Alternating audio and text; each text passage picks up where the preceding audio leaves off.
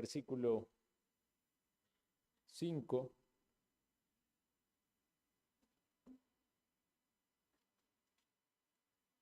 Colosenses, capítulo 2, versículos 5 al 7. ¿Leemos juntos?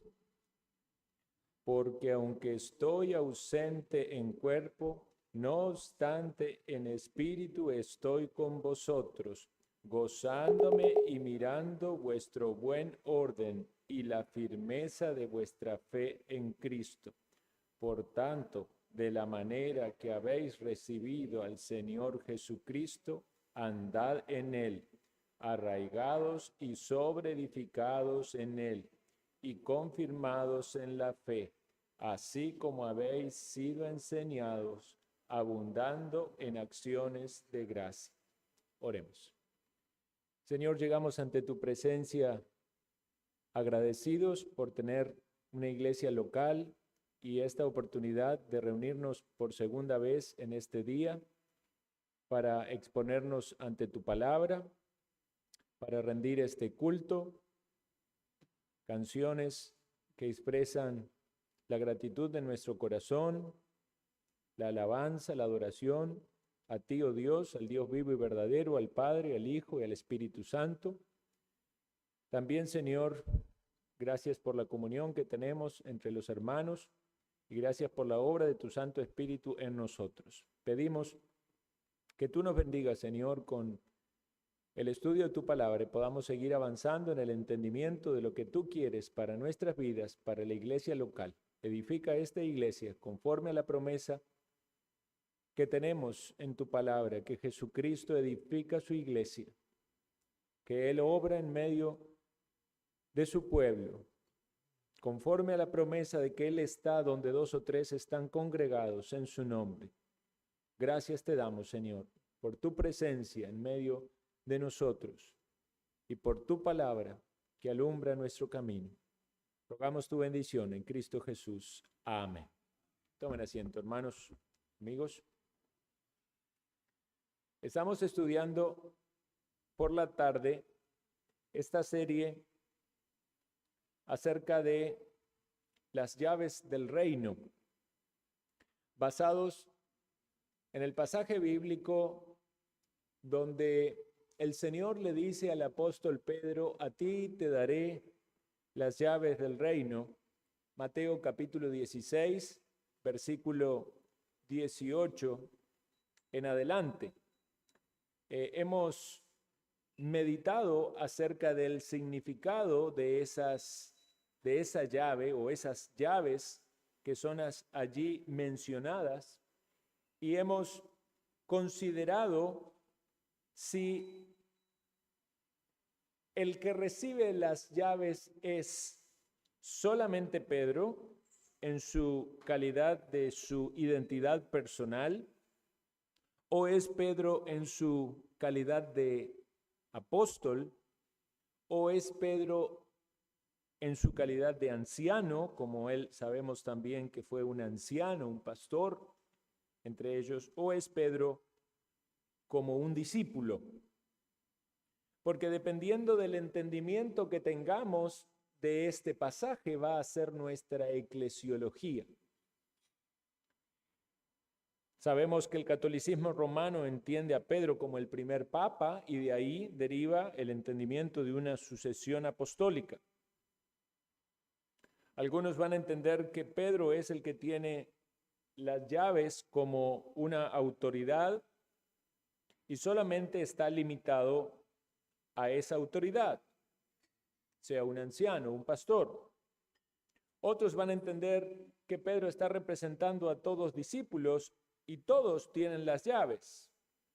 Pero entonces luego debemos comprender cómo funciona la iglesia del Señor, cómo articulamos correctamente la doctrina de la iglesia, la eclesiología, a la luz de la revelación del Nuevo Testamento de que Dios dio en su palabra instrucciones de cómo una iglesia debe conducirse.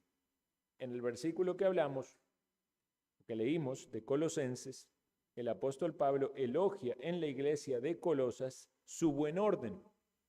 ¿Cómo puede una iglesia tener un buen orden si no se sabe dónde deben ir colocadas las cosas? ¿Cómo debe ser ordenada? Bueno, una de las cosas que hablamos es que en este ejercicio del orden de la iglesia, los hermanos en la iglesia en general, tenemos esta llave del orden donde los hermanos participan ejerciendo el privilegio o la libertad que Dios da a la iglesia. ¿Recuerdan Gálatas 5:13? Porque vosotros, hermanos, a libertad fuisteis llamados. Y el contraste de eso era el yugo de la esclavitud en el cual algunos maestros judaizantes querían que la iglesia esté. Dice Pablo, no, fueron llamados a libertad. De algún modo es como despertando a la iglesia y diciendo, ustedes tienen libertad, no se dejen esclavizar. Entonces, pensemos, si en una nación es necesario un equilibrio entre las libertades o privilegios que los habitantes tienen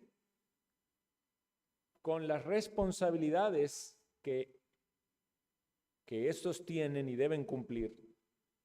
También en la iglesia, la solidez de la iglesia va a ser manifiesta en los privilegios y libertades que los hermanos tienen dentro de ese ordenamiento santo que Dios da, pero por el otro lado, el entendimiento de la autoridad que Dios da. Así como en un gobierno civil sabemos que Dios manda a las personas a someterse a la autoridad civil, en la iglesia, que es otra institución claramente mencionada en la Biblia, y podemos decir en un sentido la primordial, porque es establecida así por Cristo, Dios también da autoridades en las iglesias locales.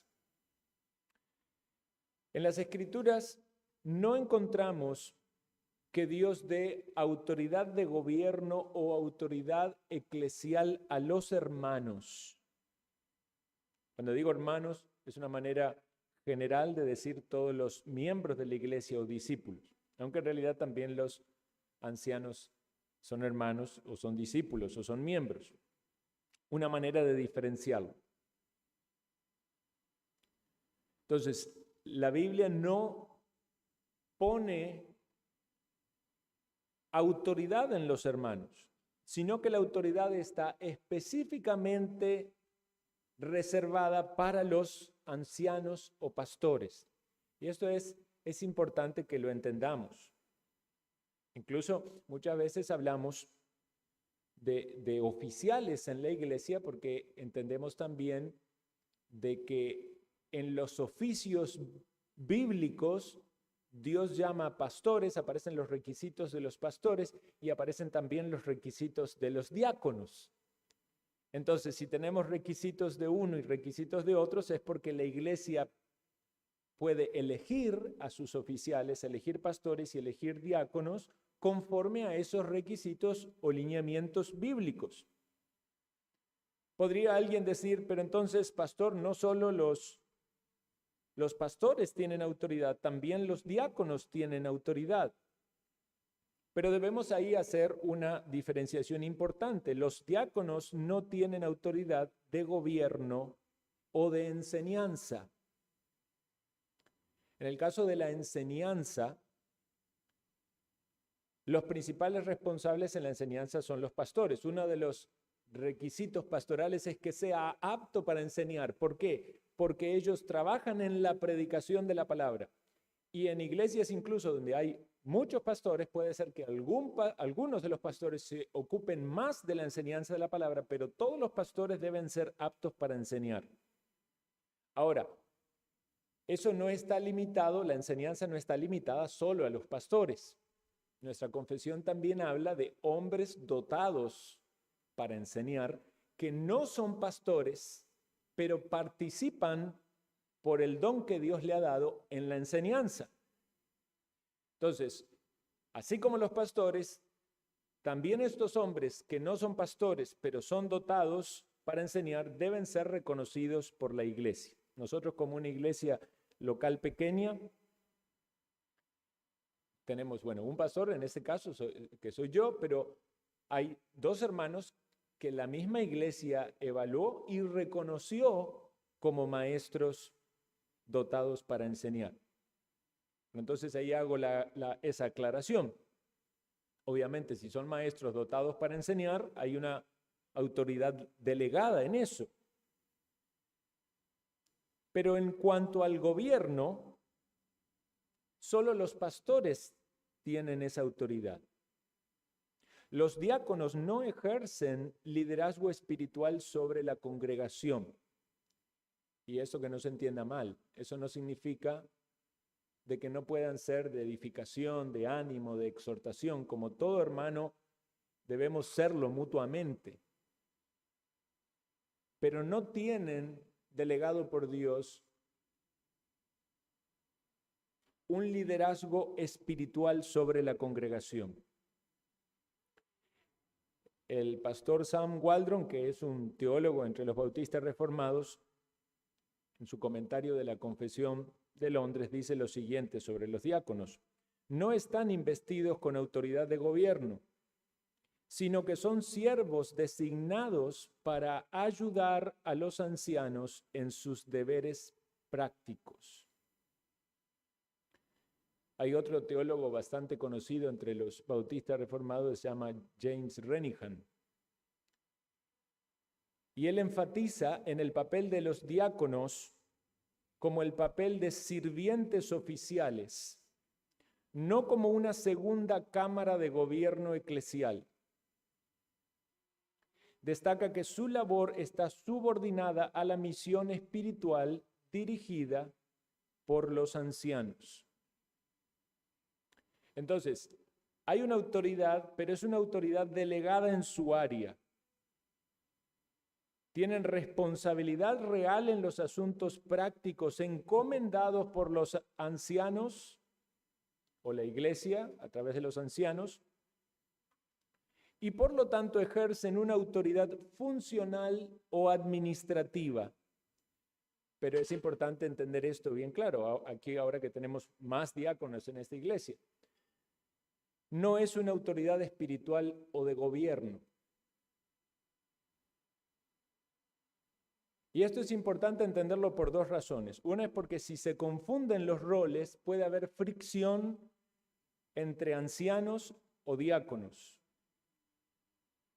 Y también es muy importante porque puede ser que alguien confunda su llamado y su servicio. Puede ser que alguien anhele el oficio pastoral, pero está en un oficio diaconal y quizás quiera ejercer el oficio pastoral, pero está en un oficio diaconal. Ahora, no está mal ni una ni la otra. No está mal anhelar el pastorado. Eso es algo que la Biblia dice, buena obra desea. Pero se debe entender que si hay un oficio diaconal, entonces no hay una autoridad espiritual en el sentido de un gobierno de la iglesia. Debemos ver entonces que la Biblia reserva la autoridad o el gobierno eclesial a los pastores. Y por otro lado, manejando un equilibrio saludable, impide la tiranía, la oligarquía y la exorbitancia de los ancianos o pastores mediante el claro establecimiento de las libertades que los hermanos tienen. Ese es el contrapeso, digamos, al hablar de las libertades de los hermanos. Esas libertades impiden que el pastor o los pastores inclinen la balanza hacia un gobierno inadecuado. Entonces, las libertades de los hermanos funcionan como un poder sin que se considere una autoridad. Y eso es interesante. O sea, la iglesia, los hermanos, los miembros de la iglesia no tienen autoridad delegada por Dios. Sin embargo, tienen un poder que pueden ejercer y deben ejercer porque es dado por Dios. Y eso hace el contrapeso perfecto entre ser pastoreados, pero a la vez, como miembros y discípulos de Cristo, gozar de los privilegios y las bendiciones que Dios tiene para su iglesia. La libertad de los hermanos o de la iglesia conformada por estos son muchas y son importantes. Vamos a considerar en este sermón algunas. La primera es que los hermanos de la iglesia tienen el poder, los privilegios y la libertad de escoger a sus oficiales. Nosotros ya lo hemos vivido en esta iglesia local. Bueno, primero por la evaluación y aprobación, digamos, de mi persona como pastor. Luego se hizo un proceso con 2 hermanos para el diaconado y luego un tercer proceso con 2 hermanos más del diaconado. Y viene en los tiempos futuros nuevos procesos, porque sabemos que viene el pastor Luke, que aunque él sea pastor en su iglesia local y aunque la iglesia lo está solicitando para el servicio, debemos seguir los procesos bíblicos y él debe ser evaluado en esta iglesia local. Esto es una diferencia importante que tenemos con otras iglesias o denominaciones. Seguramente ustedes escucharon esto. Tal persona, tal predicador, es un ministro ordenado. Pero lo que está diciendo es, hay algunas denominaciones que ordenan a alguien al ministerio y es un acto único. El entendimiento de esas denominaciones es que una persona, digamos, termina su seminario y es ordenado, a veces por una denominación, quien ordena es la denominación, a veces es una iglesia, a veces hasta es un seminario, lo cual podríamos decir que no es apropiado. Pero entonces se considera la ordenación como una licencia que tiene esta persona para ser un ministro y para predicar donde quiera que sea. Esa no es la manera en la que nos manejamos los bautistas reformados. ¿Por qué? Porque nosotros entendemos que cada pastor es pastor en la iglesia local a la cual fue llamado para pastorear y por la cual fue evaluado y reconocido. Es decir, yo soy pastor aquí, hermanos. Yo no soy pastor en ninguna otra iglesia. Aunque honoríficamente o por respeto decimos el pastor tal o el otro pastor que viene, pero ningún otro pastor tiene autoridad sobre esta iglesia en este momento, ¿verdad? Yo soy el pastor. Como yo tampoco puedo ir a Miramar o a Bagaces y decir yo soy, no, porque yo no soy pastor de esas iglesias. Entonces, si el día de mañana termina mi pastorado aquí, yo no puedo ir a cualquier lugar a decir que soy pastor. ¿Por qué? Porque el pastorado está ligado a la iglesia local en la cual uno fue llamado para pastorear y en la cual sirve. ¿Se entiende esto? Entonces, el pastor Luke es un pastor en Estados Unidos y viene aquí, traslada su membresía y le recibimos y obviamente le decimos pastor Luke. Pero lo que entendemos bíblicamente es que esta iglesia local tiene que evaluar al hermano y reconocer que es un hermano llamado. Bueno, la mayoría de nosotros ya les conocemos de tiempo y eso obviamente es mucho más fácil. Pero es una responsabilidad de todos los miembros de la iglesia local y es un privilegio. Y considere esto, hermano, qué bendición es ser bautista reformado, porque si usted estuviera en otra iglesia, nada más le avisan que vino un pastor nuevo. Pero usted aquí, si es miembro, tiene voz y voto, porque entendemos que la iglesia tiene las llaves del reino para reconocer quiénes son los movidos por el Espíritu de Dios para los oficios. Y por eso participamos en la elección de nuestros oficiales. Y vamos a ver versículos bíblicos para que podamos entender que tenemos fundamento bíblico en todas estas cosas que hacemos. El primer ejemplo viene de Hechos. Acompáñenme al libro de Hechos, capítulo 1. Recuerdan ustedes que eran como 120 personas que estaban allí reunidas, esperando la promesa del Espíritu Santo. Y sabemos que Judas había pecado y de los 12 apóstoles ahora había 11. Entonces es necesario buscar un reemplazo. En el versículo 15 dice: en aquellos días Pedro se levantó en medio de sus hermanos, y los reunidos eran como 120 en número, y dijo: varones hermanos, era necesario que se cumpliesen las escrituras de que el Espíritu Santo habló antes por boca de David acerca de Judas, que fue guía de los que prendieron a Jesús, y era contado con nosotros, y tenía parte en este ministerio. Este, pues, con el salario de su iniquidad, adquirió un campo, y cayéndose de cabeza se reventó por la mitad, y todas sus entrañas se derramaron. Y fue notorio a todos los habitantes de Jerusalén, de tal manera que aquel campo se llama en su propia lengua Séldama, que quiere decir campo de sangre, porque está escrito en el libro de los Salmos: sea hecha desierta su habitación, y no haya quien more en ella, y tome otro su oficio. Notemos que aquí Pedro está tomando pasajes del Antiguo Testamento para aplicarlo a la situación presente y reconocer que debían escoger otro oficial o otro apóstol. Versículo 21. Es necesario, pues, que de estos hombres que han estado junto con nosotros todo el tiempo en que el Señor Jesús entraba y salía entre nosotros, comenzando desde el bautismo de Juan hasta el día que de entre nosotros fue recibido arriba, uno sea hecho testigo con nosotros de su resurrección. Aquí básicamente lo que está diciendo Pedro son las características que tenía que tener el apóstol que reemplazaría a Judas. Debía estar durante el ministerio terrenal de Cristo, debía ser testigo de la resurrección de Cristo, ¿verdad? Y haber estado con ellos. Y dice el versículo 23, y señalaron a dos, a José, llamado Barsabás, que tenía por sobrenombre Justo, y a Matías. Entonces notemos aquí, hermanos, cómo fue este proceso.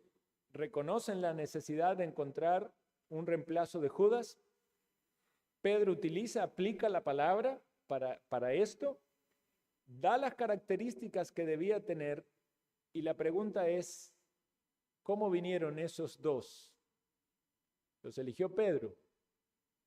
¿O pareciera ser, a la luz de este contexto, que entre todos los que estaban allí, entre los 120, empezaron a considerar las características que Pedro dijo y empezaron a buscar y dijeron: Justo, tú estuviste con Jesús ¿verdad que estuviste desde Juan el Bautista?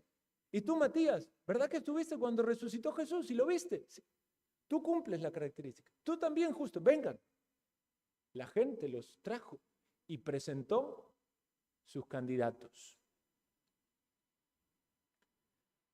Y debemos entender algo.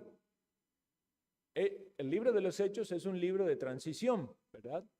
Hay algunas cosas que pueden ser difíciles como querer aplicarlas hoy en día, porque esa transición va llevando a nueva revelación que luego es definido, ¿verdad? En este caso todavía ellos no tenían el Espíritu Santo, pero vemos la participación en el sufragio de la congregación para traer estos oficiales, y luego lo que sigue es que obviamente echan suerte porque los apóstoles tenían que ser designados por Dios. Pero notemos entonces la participación de parte de la congregación viendo quiénes cumplen los requisitos y la elección divina o la decisión divina acerca de quién de ellos le reemplazaría. Dice el versículo 25, para que tome la parte de este ministerio de apostolado que cayó Judas por transgresión para irse a su propio lugar. Bueno, versículo 24, perdón, oraron: tú, Señor, que conoces los corazones de todos, muéstranos cuál de estos dos has escogido. Era Dios el que iba a tomar la decisión. Y versículo 26, y les echaron suertes, y la suerte cayó sobre Matías, y fue contado con los 11 apóstoles. Y la decisión final en ese caso por medio de la suerte, fue que Matías iba a reemplazar a Judas. ¿Para qué traemos este texto aquí? El pastor Jorge Rodríguez lo explica muy bien en un sermón. Él dice, cuando leemos el libro de los Hechos debemos pensar en una mujer que está embarazada y entonces está su bebé en gestación. Y eso de algún modo es como el nacimiento de la iglesia, ¿verdad? Hay un periodo de gestación, pero cuando vemos ya toda la doctrina de la revelación del Nuevo Testamento y pensamos en la iglesia de hoy, ya pensamos en el bebé que ya ha nacido. Entonces, esta parte de echar las suertes es de ese periodo en gestación, ¿verdad? Tiene que ver con algo muy puntual para esa gente en ese momento y fue lo que Dios utilizó. Pero la otra parte nos deja un principio sumamente importante. La iglesia participó en la elección del reemplazo de Judas. Esos 120 hermanos tomaron participación en elegir al candidato de acuerdo a los requisitos. Cipriano habla sobre este pasaje y dice que hay una libertad en el pueblo en la elección o el rechazo de los ministros. La misma libertad que tiene para reconocer ancianos la iglesia hoy. La mayoría de los teólogos entiende esto en Hechos. Vamos a Hechos capítulo 14, versículo 23. Hechos 14, 23. Dice, y constituyeron ancianos en cada iglesia, y habiendo orado con ayunos, los encomendaron al Señor en quien habían creído. Estas palabras constituyeron significa ordenaron ancianos elegidos por el levantamiento de las manos. En otras palabras, eso es el voto. O sea, la misma palabra implica el voto. Quiere decir que la iglesia votó acerca de quiénes eran sus ancianos y obviamente tenía que ver en esos ancianos características que determinaban que eran aptos. Lo mismo podemos hablar de Hechos capítulo 6, cuando se eligieron los diáconos. El procedimiento fue así, Hechos capítulo 6, versículo 1 en adelante.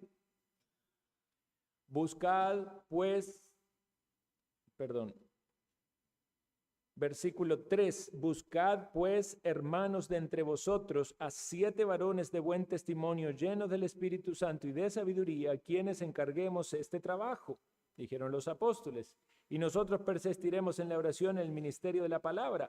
Y agradó la propuesta de la multitud. Eso es lo que pasa cuando una iglesia es considerada en su libertad.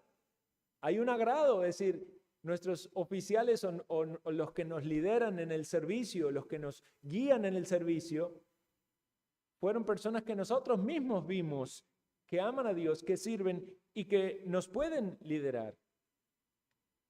Y entonces eligieron esta lista: Felipe, Prócoro, Nicanor, Timón, Pármenas, a Nicolás y a Esteban.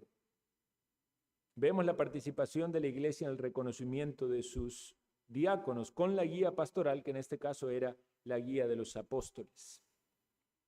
Segundo lugar, los hermanos de la iglesia tienen el privilegio y la libertad para enviar misioneros según lo requiera el servicio público de Cristo y de la iglesia. Hoy en día hay muchos misioneros alrededor del mundo que ni siquiera fueron enviados por ninguna iglesia local. De hecho, hay muchos misioneros que se auto-identifican como misioneros. Ahora, en un sentido amplio, la palabra misionero es enviado. Hay gente que se autoenvía. Digamos, dice, ¿quieres ser misionero? Busca una agencia que le envíe sus recursos y va de misionero si tiene quizás iglesia o gente que lo patrocina y se va. Pero no es exactamente como vemos el modelo bíblico. Estamos hablando de que son, primero, personas reconocidas en las iglesias locales, que sirven en las iglesias locales, que tienen las aptitudes que son requeridas para un pastor, si va a ser un misionero en el sentido de un ministro de la palabra, o para un diácono, si va a ser un misionero en el sentido de un servicio diaconal. Recordemos que el apóstol Pablo no iba solo, iba rodeado de muchos hombres, muchos de ellos cumplían un servicio que no necesariamente era de la predicación de la palabra. Algunos eran evangelistas, comisionados por ellos para acompañarles, y otros eran siervos. Vean en Filipenses capítulo 2, versículo 25. Filipenses 2:25 dice: mas tuve por necesario enviaros a Epafrodito, mi hermano y colaborador y compañero de milicia, vuestro mensajero y ministrador de mis necesidades. Pablo estaba enviando a Epafrodito, pero Epafrodito no era solamente enviado por Pablo. ¿Quién lo había enviado primero a Epafrodito? La iglesia de Filipos. ¿Cómo lo envió la iglesia de Filipos? Los hermanos participaron en eso. Era alguien aprobado para ir como un misionero o como un servidor del apóstol Pablo, reconocido para esa función, y entonces lo enviaron a la misión. El gran pasaje acerca de esto está en Hechos capítulo 13. En Hechos capítulo 13 vemos que había un cuerpo pastoral. Hechos capítulo 13, versículo 1. Había entonces en la iglesia que estaba en Antioquía profetas y maestros: Bernabé, Simón, el que se llamaba Níger, Lucio de Cirene, Manaén, el que se había criado junto con Herodes el tetrarca, y Saulo. Ministrando estos al Señor y ayunando, dijo el Espíritu Santo: apartadme a Bernabé y a Saulo para la obra a la que los he llamado. Entonces, habiendo ayunado y orado, les impusieron las manos y los despidieron. Esta es la iglesia en Antioquía. El Espíritu Santo obró allí y mostró a los hermanos y al cuerpo pastoral que había dos entre sus siervos que tenían una misión que hacer. Por lo tanto, la iglesia tenía el privilegio y a su vez la responsabilidad de reconocer este llamado. Notemos que el que llama es el Espíritu Santo. La iglesia tiene una participación en evaluar los requisitos, pero sobre todo en ciertas cuestiones de servicio lo que tiene que reconocer es: ¿está Dios llamando a tal o cual persona a tal labor? Y si eso es claro por la obra del Espíritu Santo en la búsqueda del Señor en oración y en ayuno, como estos hermanos estaban, entonces la iglesia no tiene otra cosa que despedirlos. Obviamente esa imposición de manos en ese caso implicaba un reconocimiento de que salían al servicio de Dios. Y ese despedir es un despedir en paz, despedir en el sentido de reconocer de que estos hermanos tienen una tarea que realizar. Y debemos verlo entonces como libertad y como privilegio. Vean, hay veces que una iglesia ve la salida de un misionero como una pérdida. Eso puede ser, digamos, una situación que una iglesia viva. Bueno, ahora, digamos, la iglesia que envía a Luke está, en un sentido, perdiendo un pastor. Pero en realidad esa iglesia no debe verlo como una pérdida, debe estar pensando: estamos enviando un misionero. Cuando yo vine para aquí de la iglesia de Miramar, ¿verdad? La iglesia podía decir: no, pero tenemos pluralidad pastoral, ¿cómo se va a ir el pastor Adrián ahora? Y oponerse a eso. Pero había una iglesia que no tenía pastores, entonces estaban enviando un misionero. Una iglesia podría pecar oponiéndose a que un siervo salga para una tarea a la cual el Espíritu le llama. Y hemos visto, hermanos, en la bendición del Señor, de iglesias que han cedido a sus obreros para que nuevas iglesias comiencen. Digamos, la iglesia en San José tenía un pastor que estaba en otra iglesia que estaba en Los Lagos, la iglesia en Alajuela tenía un pastor que estaba en otro, pero esas iglesias entendieron que había otros grupos con otros hermanos que necesitaban ser pastoreados, que solicitaban de los dones de Cristo. Y vemos cómo Dios ha bendecido eso, porque aún desprendiéndose de obreros para que nuevas iglesias se formen, esas iglesias se vuelven a llenar con almas que están sedientas de la palabra. Y una vez más, faltan lugar y faltan bancas, y por eso quiere el Señor seguir levantando más iglesias en este país. Entonces, la iglesia debe ver el enviar obreros como un privilegio y una responsabilidad que tiene. En tercer lugar, los hermanos de la iglesia tienen el poder y la libertad de proponer cualquier objeción justa contra los que quieren ser admitidos en la membresía y a los privilegios de la misma.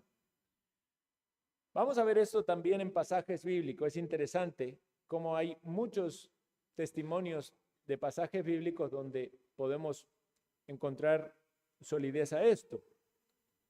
Algunos de ustedes saben que hasta están en contra de la idea de membresía, ¿verdad? Dicen, no, membresía no, porque eso ni siquiera está en la Biblia. Bueno, no está la palabra, pero entendemos que sí está el concepto. Por ejemplo, cuando Saulo quiso tener comunión con la iglesia de Jerusalén, recuerdan que él quiso tener comunión con la iglesia de Jerusalén, pero ¿cuál era el problema? Los hermanos tenían miedo. ¿Por qué? Porque era obvio que tuvieran miedo.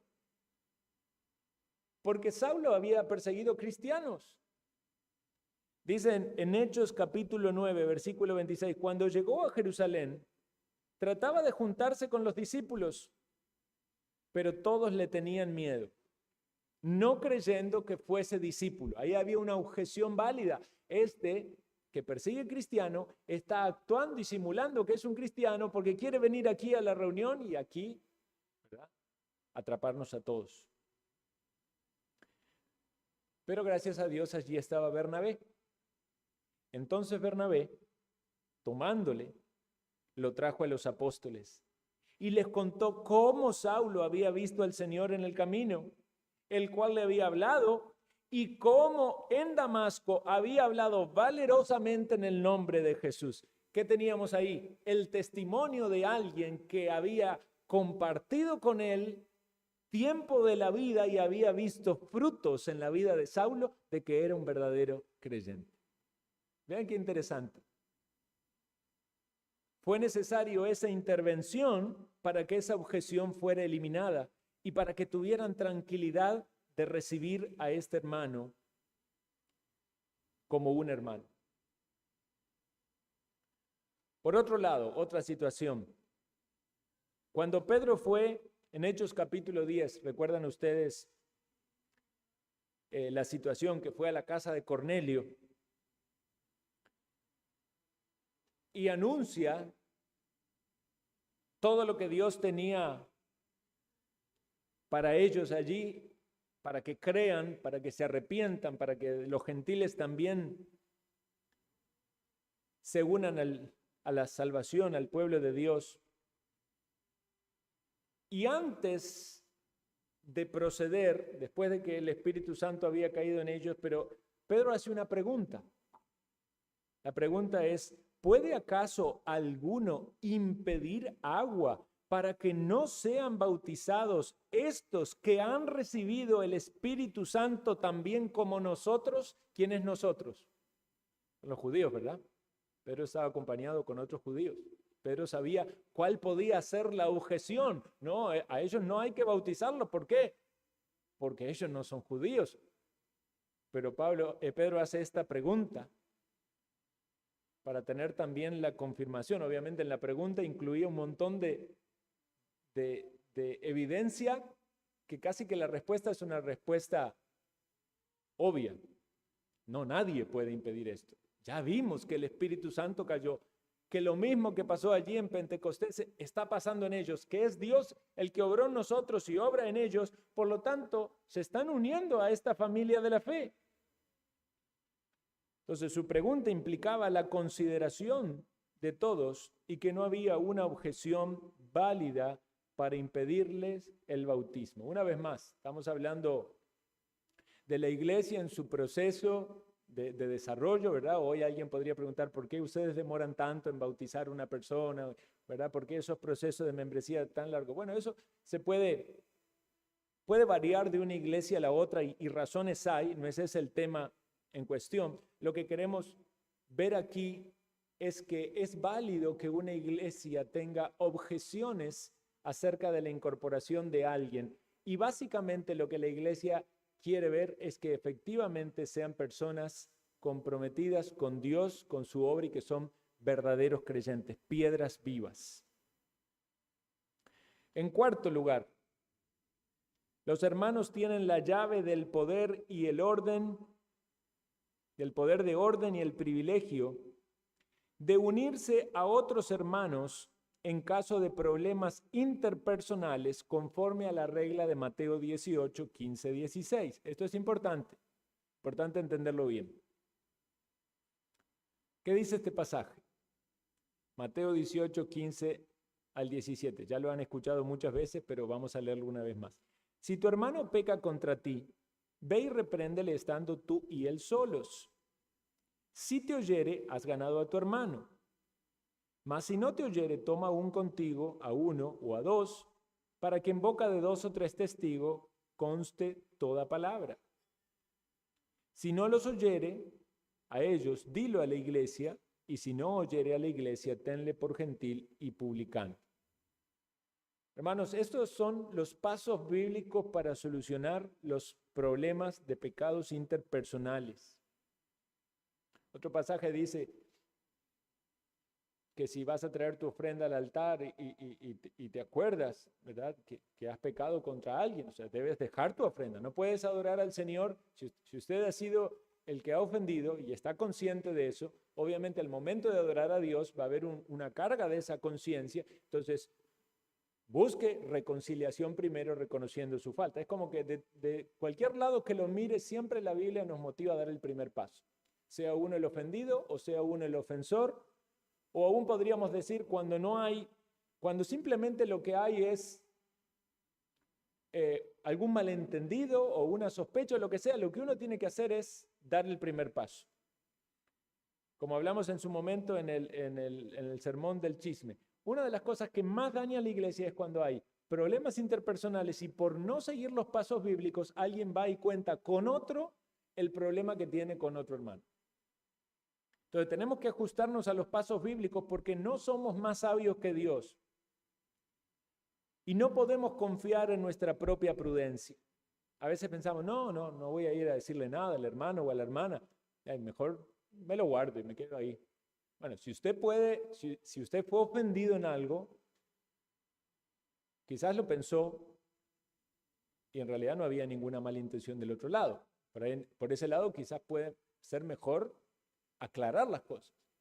Pero si efectivamente había una mala intención del otro lado y usted dice, no, voy a perdonar, asegúrese que perdona entonces. No lo anote en el historial, porque Cristo lo perdona a usted y no lo anota en el historial hasta el próximo pecado. Entonces, si usted no puede tener una conciencia libre del perdón o considera que eso que el hermano o la hermana hace debe ser remediado o corregido para que no lo haga con otro, siga los pasos bíblicos, hermano. Esto aplica desde el hogar hasta la iglesia, hasta a veces es difícil con inconverso, obviamente eso apunta a la iglesia del Señor, ¿verdad? Pero muchas veces es bueno considerar esto en algunos entornos donde uno tiene que enfrentar a la persona que le ha ofendido o aquel a quien ha ofendido y disculparse. En los casos de escándalos públicos, cuando ya es un pecado, digamos, que sale a la luz, quizás no hay un pecado de ofensa interpersonal, pero puede ser que alguien caiga en un pecado escandaloso.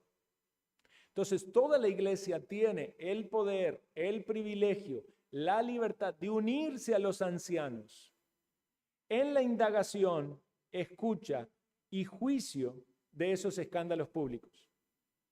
Por eso, en los pasos es, si no lo soluciona en privado, busque 2 o 3 testigos. Yo diría, en la iglesia local, busque a los pastores, que son sus líderes espirituales. Obviamente, si un pastor está solo, quizás buscará algún otro hermano como testigo. Si hay pluralidad pastoral, búsquelo a ellos. Y si eso no puede ser resuelto, o sea que el problema personal no puede ser resuelto en el marco personal o en el marco reducido de los testigos, entonces es necesario un manejo de la iglesia, porque lo que estamos hablando es que hay un pecado que es sostenido y del cual el impenitente no quiere arrepentirse. Pero notemos esto, esta es la parte importante, enfocándonos en las llaves.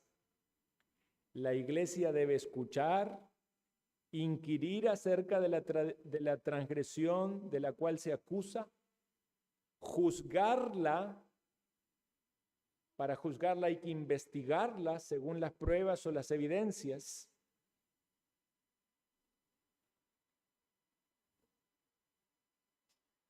Como dijimos recién en el caso de Pedro, que fue a la casa de Cornelio, después de que Pedro hizo eso, se le presentaron problemas, ¿verdad? En Hechos capítulo 11. Versículo 2, cuando Pedro subió a Jerusalén, disputaban con él los que eran de la circuncisión. ¿Por qué? Le decían, ¿por qué has entrado en casa de hombres incircuncisos y has comido con ellos? ¿Qué hizo Pedro? Tuvo que volver a contar toda la historia. Cómo Dios le había mostrado la visión, que no llame común a lo que Dios había limpiado, que fue y que el Espíritu Santo cayó.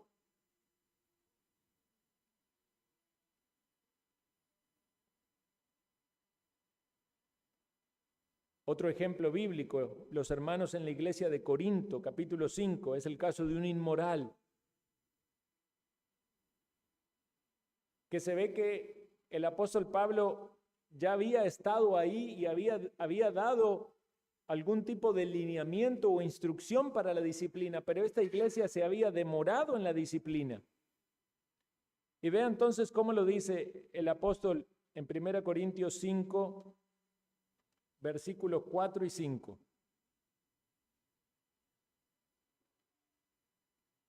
Versículo 3. Ciertamente yo como ausente en cuerpo, pero presente en espíritu, ya como presente he juzgado al que tal cosa ha hecho. Es decir, que cuando él estuvo presente allí, ya había dado su juicio sobre eso. En el versículo 4 dice, en el nombre de nuestro Señor Jesucristo, reunidos vosotros y mi espíritu, con el poder de nuestro Señor Jesucristo, el tal sea entregado a Satanás para destrucción de la carne, a fin de que el espíritu sea salvo en el día del Señor Jesús. Pablo está reprendiendo a todos allí, tanto a los hermanos como a los ancianos, si es que había ancianos en esa iglesia, porque se habían demorado en excomulgar a aquel al que ya se le había marcado el pecado, y era un pecado escandaloso. Tenía la mujer de su padre, es decir, su madrastra. Pero notemos cómo lo dice el apóstol Pablo. No dice, yo en mi calidad de apóstol lo determino. Dice, yo estoy en espíritu, pero reunidos con vosotros, hermanos. En el día en que alguien leyó, posiblemente un anciano en la iglesia de Corinto, leyó la carta, ese momento, el que leía estaba diciendo las palabras de Pablo, y esa iglesia estaba tomando las palabras apostólicas como la autoridad de Dios para esa iglesia local. En ese mismo momento en que leyó ese anciano esas palabras, esa persona fue excomulgada. Pero Pablo no lo hace separado de ellos. Pablo dice, reunido con vosotros con el poder de nuestro Señor Jesucristo. Es decir, que la iglesia tenía que sumarse en aprobación a la autoridad de ese liderazgo en remover a esa persona que estaba en pecado.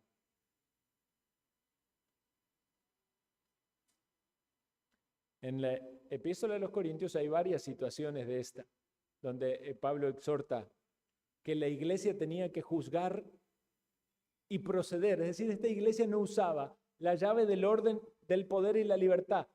¿Qué pasaba en la iglesia de Corinto cuando tenían problemas entre ellos? Digamos que hacían un negocio y uno quizás, yo no digo que eso haya pasado, pero vamos a poner este ejemplo. Hacían un negocio y a algún hermano le quedaba mal al otro con el negocio que hicieron.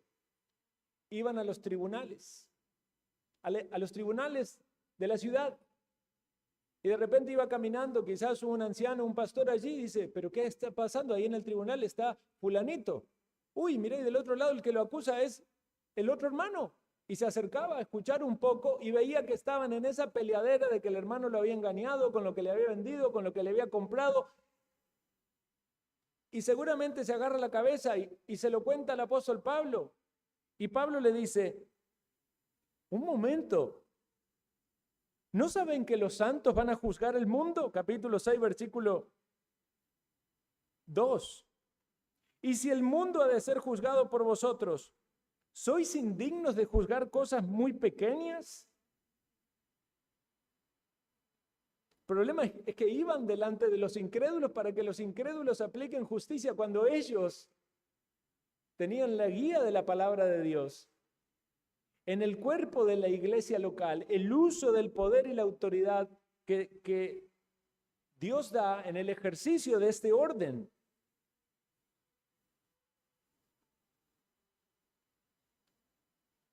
Obviamente habrá situaciones donde es necesario acudir a autoridades civiles.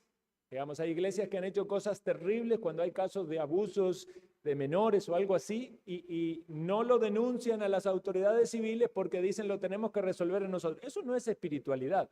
Eso es no ser responsable con aquellas cosas que deben cumplirse. Es decir, eso necesita ir a las autoridades civiles.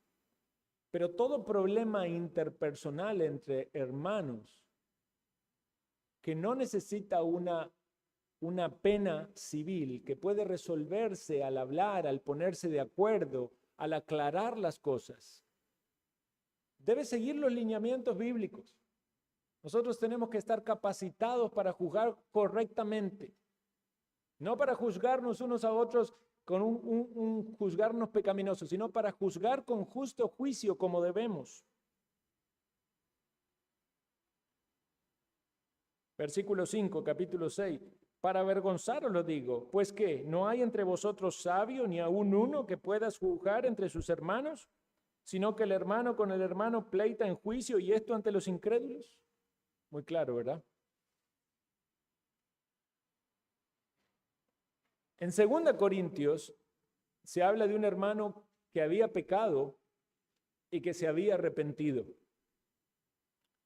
Aquí hay otra llave de la libertad y del poder de la iglesia, que la iglesia puede perdonarle y restaurarle a la comunión. Dice el apóstol 2 Corintios 2:7, así que al contrario, vosotros más bien debéis perdonarle y consolarle, para que no sea consumido de demasiada tristeza. Este hermano había llegado a un arrepentimiento real, a una tristeza, había ofendido, se había dado cuenta de su pecado, estaba tan dolido que hasta que le costaba volver a la iglesia, quizás por el dolor que sentía. Pero cuando la iglesia es testigo de que el arrepentimiento es genuino, entonces los hermanos deben venir para abrazar a esa persona y decirle, el Señor te ha perdonado, vuelve, estamos aquí, te amamos, como dice el versículo siguiente, por lo cual os ruego que confirméis el amor para con Él. Entonces, así como la iglesia puede quitar a alguien que anda desordenadamente, cuando esta persona está arrepentida, puede decirle, vuelve, porque eres de nuestro redil, vuelve a la comunión. Estás perdonado como el Señor nos perdonó a nosotros. Tú estás perdonado. Ahora bien, ya con esto termino. Alguien puede argumentar de que este poder de juicio que la congregación tiene sería ejercer un grado de autoridad. Y como antes se dijo que la autoridad solamente está en los ancianos, alguien podría decir es contradictorio, pero no es así. Este es un equilibrio que Dios ha dado. El juicio en sí mismo es un acto, no es un acto de autoridad o de gobierno. Vamos a ponerlo en estos términos, como lo dice Cotton. Hay un juicio de discreción a modo de privilegio y hay un juicio de autoridad a modo de sentencia. El juicio de discreción es común a todos los hermanos, así como el de autoridad pertenece a los ancianos o cuerpo pastoral de la iglesia. Y una manera de ilustrarlo es el sistema judicial inglés o el norteamericano, que son muy parecidos. Seguramente ustedes lo conocen porque aparece en algunas películas o documentales. Ellos tienen un sistema de juicio por jurados. Y el jurado está compuesto de civiles, de ciudadanos. O sea, se llaman ciudadanos para conformar el jurado, son varios que escuchan la acusación, ven las evidencias, las pruebas, y ellos entonces determinan lo que se llama un veredicto. El veredicto lo da el jurado. Se podría decir que tanto el jurado como el juez, ambos juzgan al malhechor. Pero en el caso del jurado, el veredicto no es más que el acto de su libertad popular o de su derecho de ciudadano. Pero en el caso del juez, es el acto de su autoridad judicial. Entonces, la diferencia es esta.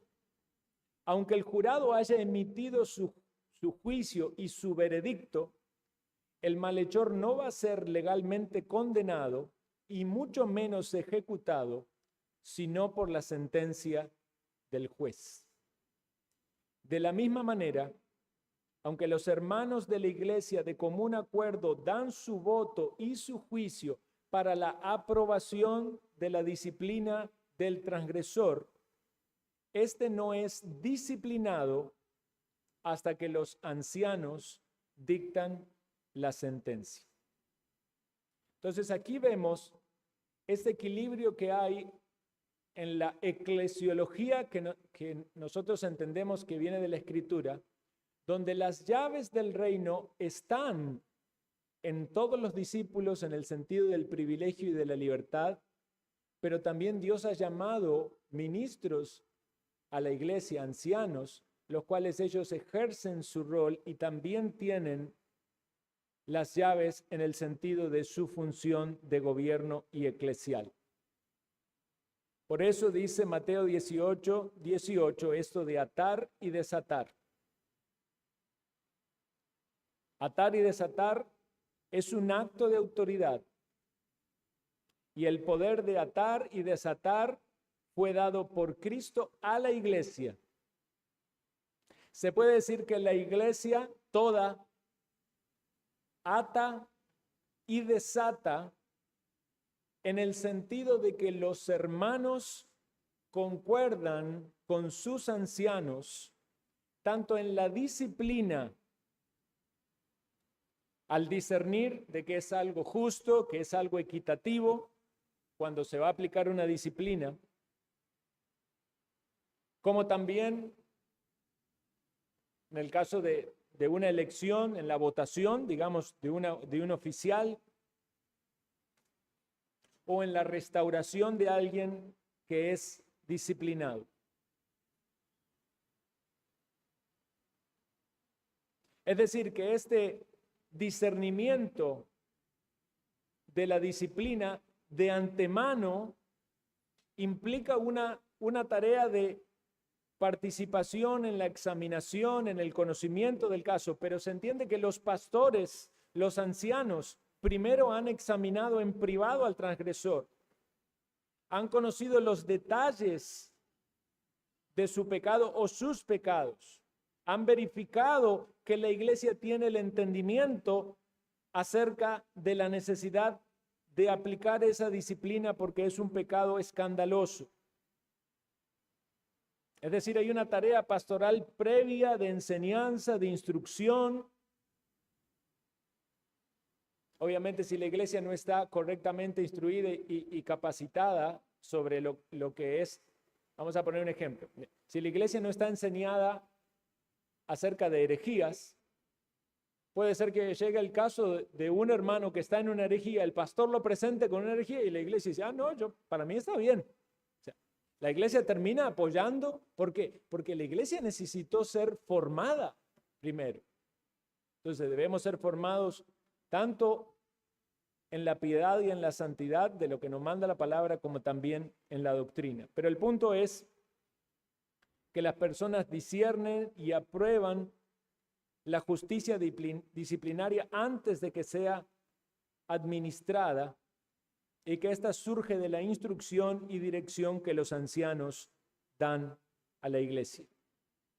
El pueblo se suma en el consentimiento a esa disciplina de acuerdo a la voluntad y la regla de Cristo. Disculpen, hermanos, que me extendí, pero quería llegar hasta este punto para no dejar aquí colgado el tema. Vamos a hacer una oración.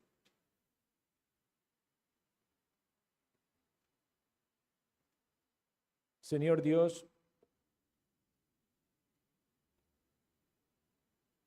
cuán grande es tu sabiduría, cuán maravillosa es tu palabra, que más la escudriñamos y más conocemos del orden, de la perfección, de la armonía que ella tiene. No nos has dejado, Señor, en oscuridad, y muchas veces es nuestra ignorancia los que nos ha llevado a errores. Sigue alumbrándonos, Señor, en nuestro camino. Bendice esta iglesia local con orden. Ayúdanos a conocer las libertades que tenemos en Cristo y que podamos seguir avanzando tu reino para la gloria de tu nombre en el cumplimiento de nuestras funciones, de nuestros servicios, de los dones que tú has dado a cada hermano. Que todo sea para la gloria